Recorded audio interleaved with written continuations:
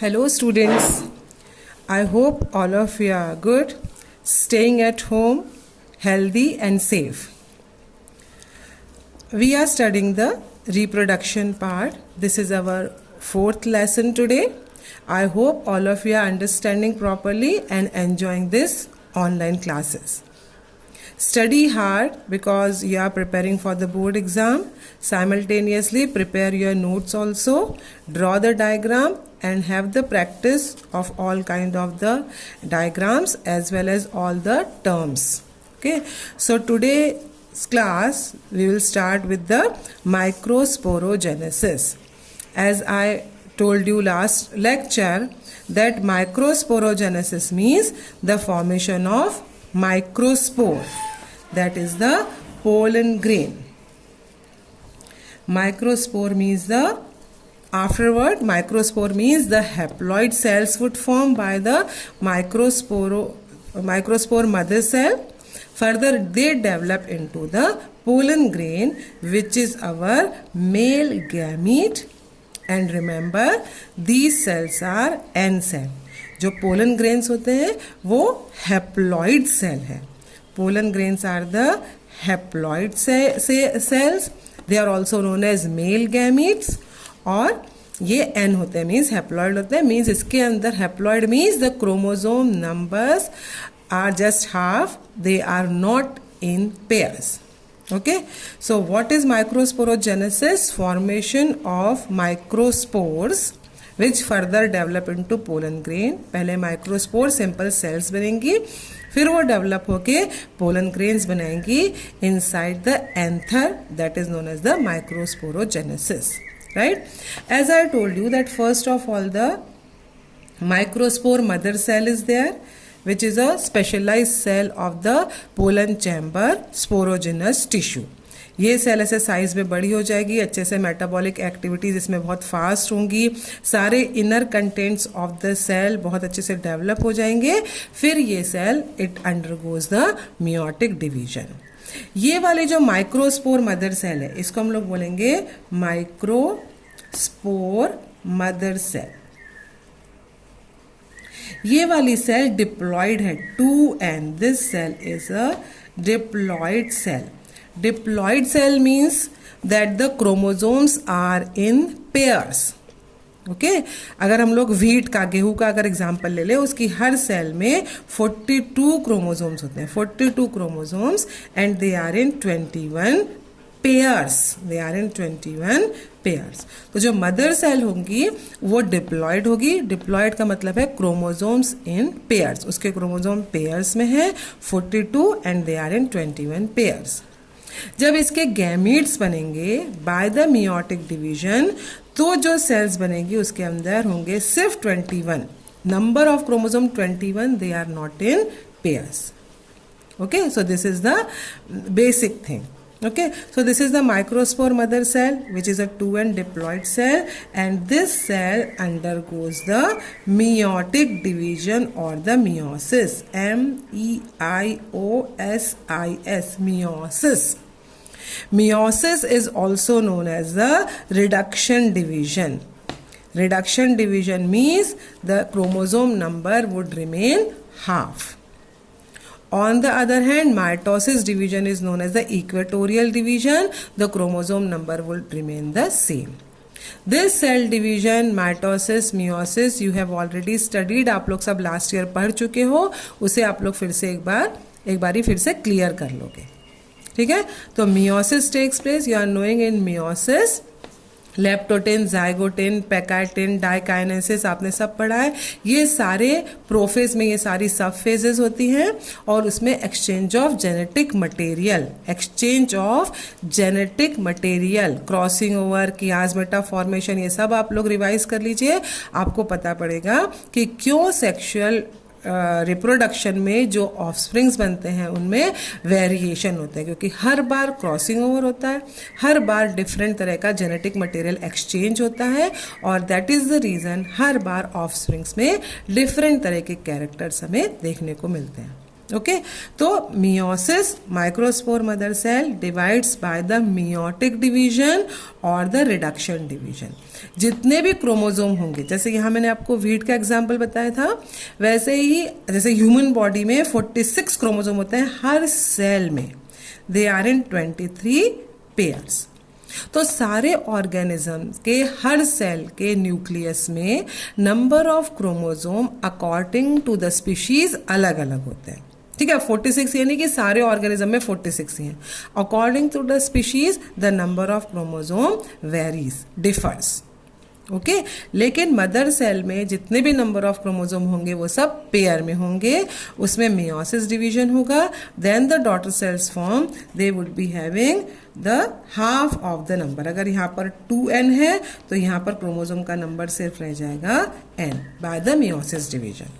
Okay in meiosis you have studied that पहला meiotic first division है which is followed by the meiotic second division. Means these daughter cells they undergo immediately the meiosis 2 and further divide. Meiosis 2 is exactly like the mitotic division. आपको सब पता है, बहुत clearly last year पढ़ाया गया था। Okay तो just पहले ये 2 सेल बनेंगी, again these 2 cell undergo the second meiosis, okay which is just like the mitotic division and 4 cells form. यहाँ पर ये आपको जानना इसलिए ज़रूरी है क्योंकि एक microspore mother cell gives rise to 4 daughter cell. Okay ये भी डिफरेंस में कई बार पूछा जाता है कि माइटोसिस में अगर वो इक्वेटोरियल डिवीजन होगा तो एक सेल जो 2n है वो 2 2n को बनाएगी। यह है माइटोसिस जो कि हमारे हाथ पैर और प्लांट्स के रूट शूट सारे पार्ट्स में होगा। मियोसिस डिवीजन सिर्फ गैमीट फॉर्मेशन के समय होता है, केवल रिप्रोडक्टिव ऑर्गन्स में। Make it very clear, write it down in your notes that meiosis takes place only in the reproductive cells at the time of formation of gametes. Okay तो यहाँ पे 2 cell बनते हैं पर गैमीट एक microspore mother cell से 4 haploid gamete बनेंगे। Okay अब ये किस तरह से होता है? माइक्रोस्पोर मदर सेल का डिवीजन 2 तरह से हो सकता है, या एक होता है successive type of microspore mother cell division. Such kind of the division is found in the monocot plants, क्योंकि हम लोग प्लांट्स पे पढ़ रहे हैं। मोनोकॉट प्लांट, मोनोकॉट कौन से होते हैं? जैसे मेज है, राइस है, व्हीट है, उनकी microspore mother cell successive division से डिवाइड होती है। और दूसरा होता है साइमल्टेनियस, ये होता है डाइकॉट में। डाइकॉट मतलब जैसे ग्राम, पीज, मैंगो, ये सब हो गया डाइकॉट प्लांट्स। ओके सो इसमें होगा साइमल्टेनियस। अब दोनों में क्या फर्क है? In the successive type of the division, suppose this is the mother cell, so mother cell nucleus divides first into 2 daughter nuclei. Okay, ये 2 daughter nuclei बनेंगे। nucleus मतलब singular, nuclei means plural. More than 1 nucleus we call nuclei, right? So first of all the nucleus divided into 2 daughter nuclei. Immediately these daughter nuclei, they just separated by the cytoplasm division. जैसे ही nucleus division हुआ, immediately followed by the cytokinesis और the cytoplasm division. On the other hand, in simultaneous, first of all, suppose this is a microspore mother cell.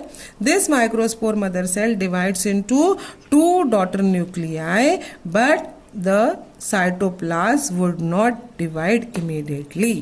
यहाँ पर एक nucleus से 2 nuclei बने, लेकिन इमीडिएटली यहाँ पे साइटोप्लाज्म डिवीजन हो गया। यहाँ पर साइटोप्लाज्म का डिवीजन अभी नहीं हुआ है। Okay again these cell, as I told you, एक सेल से 4 सेल बनेंगी।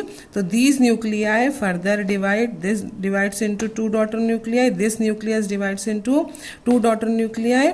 Immediately nuclear division, karyokinesis followed by the cytokinesis, और इस तरह से एक टेट्राड बना। एक टेट्राड में 4 सेल्स हैं। टेट्राड मतलब अंदर ही अंदर this cytoplasm is getting divided but outer wall is remain intact. ऐसे अलग अलग बिखरी हुई सेल नहीं बनेंगी, अब the outer wall is remain intact, उसको बोलते हैं टेट्राड। ओके और साइमल्टेनियस में क्या हुआ कि पहले one nucleus divide into two daughter nuclei, अभी साइटोप्लाज्म डिवाइड नहीं हुआ है.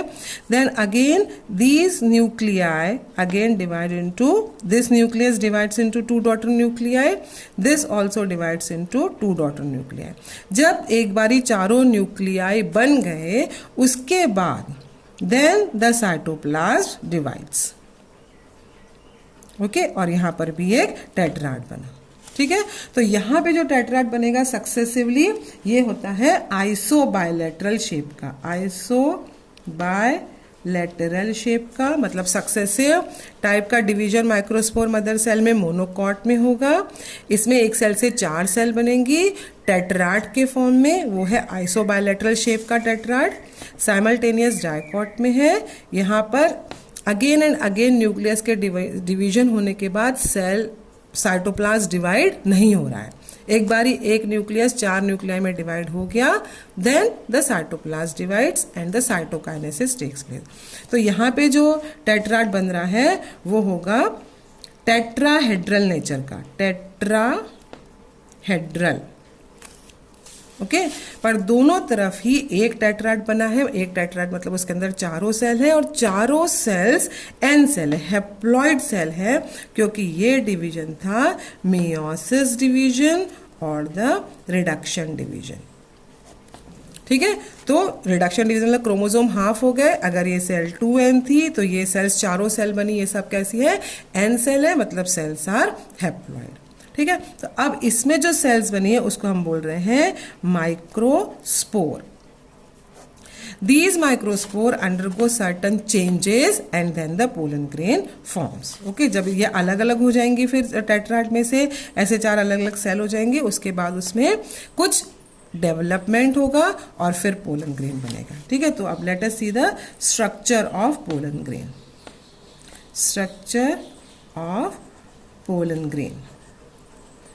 ओके तो पोलन ग्रेन ऐसा राउंडेड स्ट्रक्चर है, spherical structure. It is a spherical structure. It has 2 layers.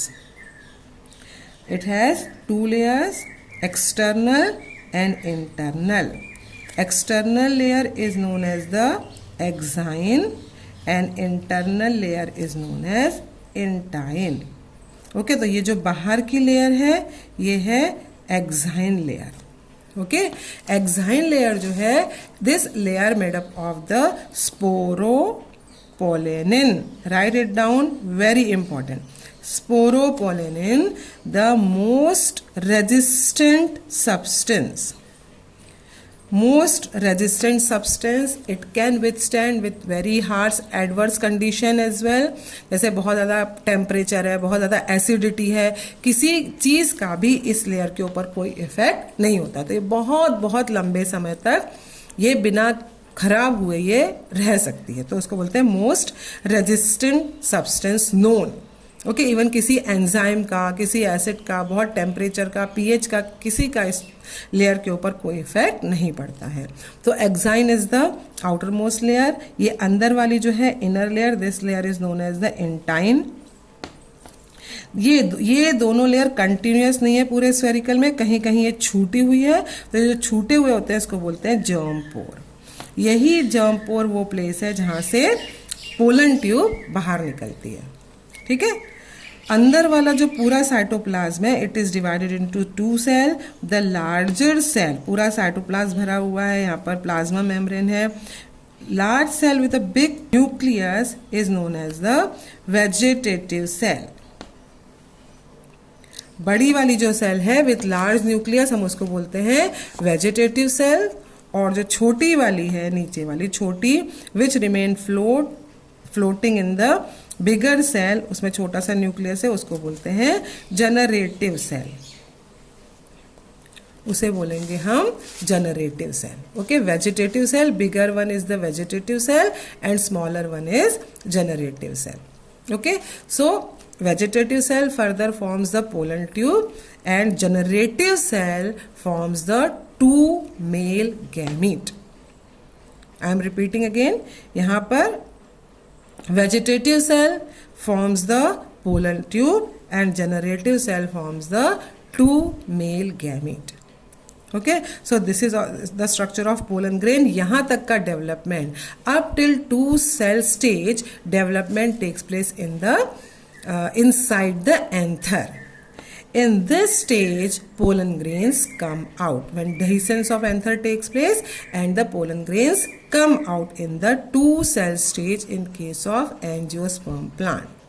Again, such kind of the questions they ask, that where the development of the pollen grain takes place ex situ और in situ.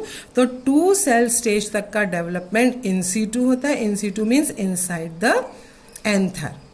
Okay, afterward the pollination takes place, और pollination के बाद जब stigma पे आता है तो फिर फर्दर एक्स सिटू डेवलपमेंट होगा, which we study in the fertilization. Okay, so this is the structure of pollen grain. अब है viability of pollen grain.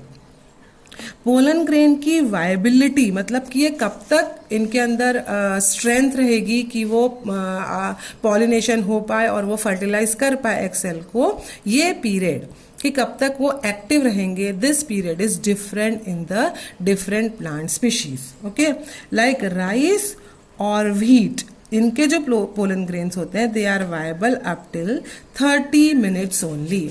30 minutes के बाद अगर 30 मिनट्स वो किसी स्टिग्मा पे जाके और अगर फर्टिलाइज कर दे एग सेल को तो ठीक है, otherwise they lose their capacity to fertilise the egg cell. तो उसे बोलते हैं viability. Okay, like then legume, other जो लेग्यूम प्लांट्स होंगे, लेग्यूम मतलब रूट नोड्यूल वाले जैसे कि ग्राम एंड पीज, ये सब है, इनके जो पोलन ग्रेन होते हैं वो उनका फ्यू मंथ्स तक का वायबिलिटी रहती है. फ्यू मंथ्स मतलब कुछ महीने तक वो वायबल रहते हैं. Then solanum nigrum, solanum tuberosum, solanum tuberosum, इसकी वायबिलिटी है 24 मंथ्स. ठीक है. Capsicum annuum, capsicum annuum chilli, इसकी वायबिलिटी है 42 मंथ्स. मतलब 40, इसका अगर कोई पोलन ग्रेन इधर उधर गिर जाए तो 42 मंथ्स तक बिल्कुल वायबल रहेगा, बिल्कुल एक्टिव रहेगा, और इवन 42 मंथ्स के बाद भी वो किसी भी एग सेल को फर्टिलाइज कर सकता है. राइट. देन जी मेज है. जी मेज means corn.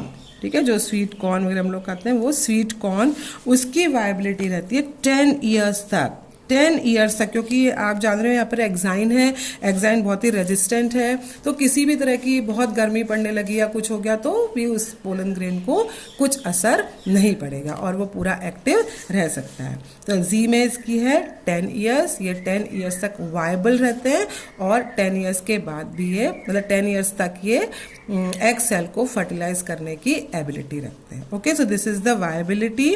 Okay, then the pollen grain sometimes they also provide the they also create the allergy. आजकल के सीजन में देख रहे हैं कि लोग बोलते हैं हमें पोलन ग्रेन की एलर्जी है. Okay, so they are allergic in nature. They affect the respiratory system, bronchitis या अस्थमा से हो सकता है. Parthenium is very well known. इसके जो पोलन ग्रेन होते हैं दे आर वेरी एलर्जिक, बहुत ज़्यादा एलर्जिक होते हैं. सो कैरेट ग्रास बोलते हैं. इसके पोलन ग्रेन का बहुत सारे लोगों को एलर्जी होती है. Okay, parthenium, carrot grass, carrot grass. इसके अलावा पोलन ग्रेन्स का इकोनॉमिक इम्पॉर्टेंस भी है, बहुत ज़्यादा न्यूट्रिशियस होते हैं. बहुत सारे लोग फूड सप्लीमेंट के फॉर्म में भी पोलन ग्रेन्स लेते हैं आजकल, तो उसके सिरप्स और ये भी आते हैं. तो pollen grains are very nutritive. Okay, so what we have stated that pollen grains are the male gametes. Okay, then they would take part in the fertilization. Okay, so make the proper notes and prepare this microsporogenesis. Thank you.